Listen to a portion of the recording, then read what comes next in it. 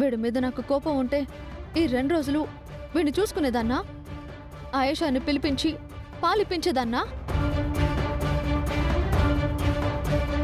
వీడికి జ్వరం వస్తే హాస్పిటల్కి పరిగెత్తుకుంటూ వచ్చేదాన్నా?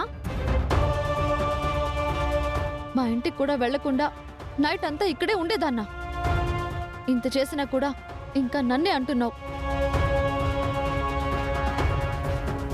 అవునరా, బాబు అంటే అదితికి చాలా ప్రేమ. అది మా అందరికీ అర్థమవుతుంది. నువ్వే ఇంకా గుర్తించడం లేదు. ఇంకా చాలమ్మా, ఈ గొడవ ఇంతటితో ఆపండి. గొడవంతా ఈ నర్సు వల్లే వచ్చిందిరా. ఇదిగో అమ్మాయి, బిడ్డను చూసుకోవడానికి వచ్చిన దానివి ఆ పని చూసుకుని వెళ్లకుండా నీ ఇష్టానికి ఎవరిని పడితే వాళ్ళని కొడతావా? ఇంకెప్పుడు మా ఇంటికి రాకు, వెళ్ళావు.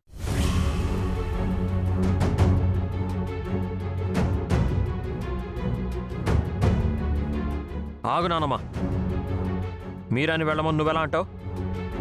తను నా బాబుకి జ్వరం తగ్గించింది, రేపేమైనా రావచ్చు. అప్పుడు కూడా మీరా గారే వస్తారు, బాబుకి ఇబ్బంది లేకుండా చూసుకుంటారు.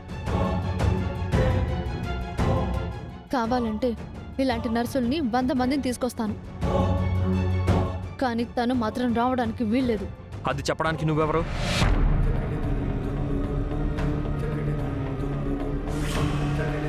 నా బాబుకి ఎవరు ట్రీట్మెంట్ చేయాలో నేను చూసుకుంటాను, ఇందులో నువ్వు కలగ చేసుకోకు. అయితే నేను చెప్తున్నాను రా, ఈ నర్సు తప్ప ఇంకెవరొచ్చినా నేను ఒప్పుకుంటాను. ఈ నర్సు రావడానికి మాత్రం వీల్లేదు. మొన్న ఆయేషా వచ్చినప్పుడు కూడా ఇలాగే అన్నావు, ఇప్పుడు మీరా గారి గురించి అంటున్నావు.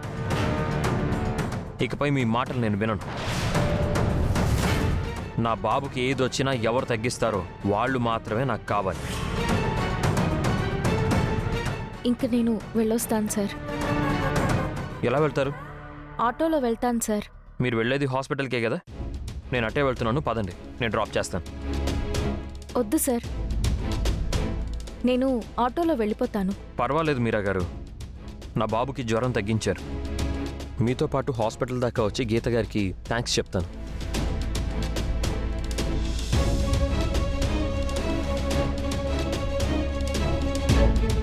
ఇదిగో ముసలి, నీ ముని మనవాడిని జాగ్రత్తగా చూసుకో. మళ్ళీ వాడికి లేనిపోనివన్నీ చెప్పి జ్వరం అది తెప్పించుకో. పదండి మీరా గారు.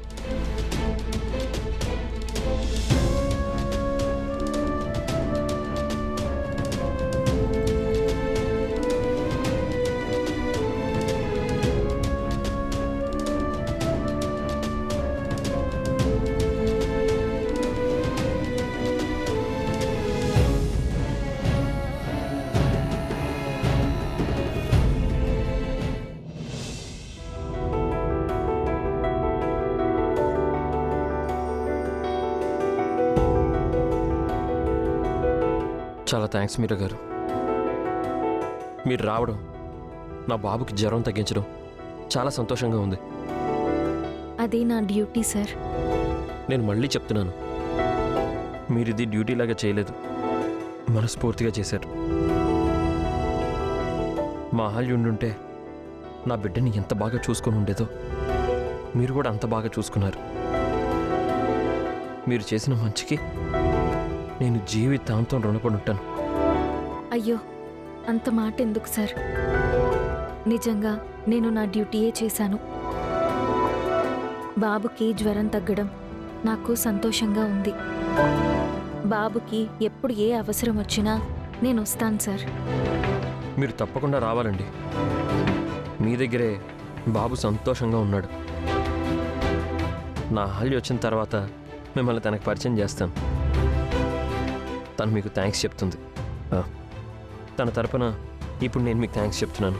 అహల్యని నేనేనండి. మీరు నాకెందుకండి థ్యాంక్స్ చెప్పడం? నా బిడ్డని నేను చూసుకోవడం నా బాధ్యత. మీరు అదితిని కొట్టారని చెప్పారు, కారణం లేకుండా అయితే కొట్టుండ్రు. అదితి గురించి నాకు బాగా తెలుసు. తన వల్ల మీరేమన్నా ఇబ్బంది పడి ఉంటే ఐఎమ్ సారీ అండి. అయ్యో, సారీ అంతా వద్దు సార్. తను బాబు గురించి చెడుగా మాట్లాడింది. నాకు బాధ అనిపించి కొట్టాను. నేనే మీకు సారీ చెప్పాలి. మీరెందుకండి సారీ చెప్పడం? అదితి ఎలాంటిదో నాకు బాగా తెలుసు. తను చిన్నప్పటి నుంచి నాకు ఫ్రెండే. కానీ తను బాబు గురించి అలా మాట్లాడడం తప్పు. మీ స్థానంలో నా అహల్య ఉన్నా కూడా ఇదే పని చేసి ఉండేది. అదితి చెంప పగలగొట్టుండేది. మీరు అచ్చం నా అహల్యలానే చేశారు. పదండి, హాస్పిటల్ దగ్గర డ్రాప్ చేస్తాను. గౌతమ్ గారితో పాటు నేను హాస్పిటల్కి వెళ్తే అక్కడ గీతా మేడం దగ్గర నేను దొరికిపోతాను.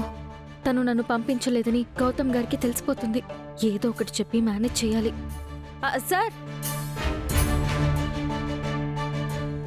నేను హాస్పిటల్కి వెళ్ళట్లేదు. నైట్ అంతా ఇక్కడే ఉన్నాను కదా. ఇంటికెళ్ళి ఫ్రెష్ అయ్యి హాస్పిటల్కి వెళ్తాను. మీ ఇల్లు ఎక్కడుందో చెప్పండి, ఇంటి దగ్గర డ్రాప్ చేస్తాను. మీకెందుకు సార్ శ్రమ? మీరు హాస్పిటల్కి వెళ్ళాలి కదా, వెళ్ళండి. నేను ఆటో పట్టుకుని ఇంటికి వెళ్తాను. పర్వాలేదు, రండి కూర్చోండి.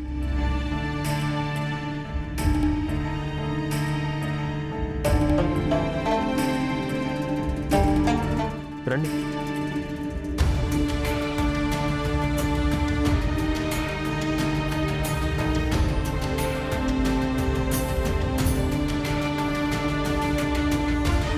ఏంటి మీరా గారు ఆలోచిస్తున్నారు? నాకు ఏ ఇబ్బంది లేదు. మిమ్మల్ని ఇంటి దగ్గర డ్రాప్ చేస్తాను, రండి. నేను ఇప్పుడు కాదంటే గౌతమ్ గారికి డౌట్ వస్తుందేమో. రండి.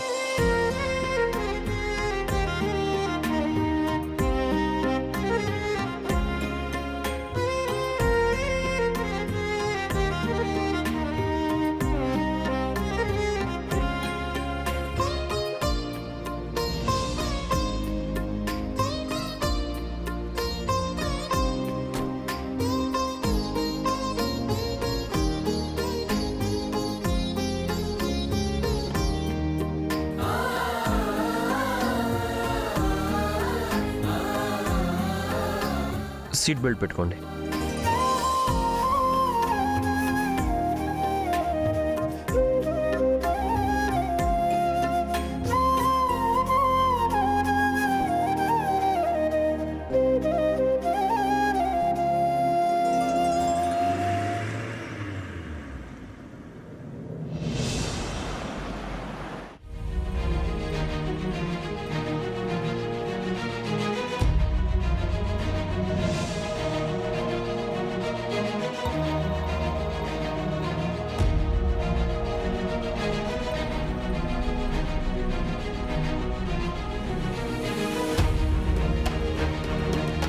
అదితి, నీ చెంప మీద రెడ్ మార్క్స్ ఏంటి?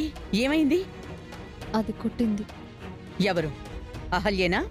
కాదు, గౌతమ్ కొడుకుని చూసుకోవడానికి ఆ కొత్తగా వచ్చిన నర్సు.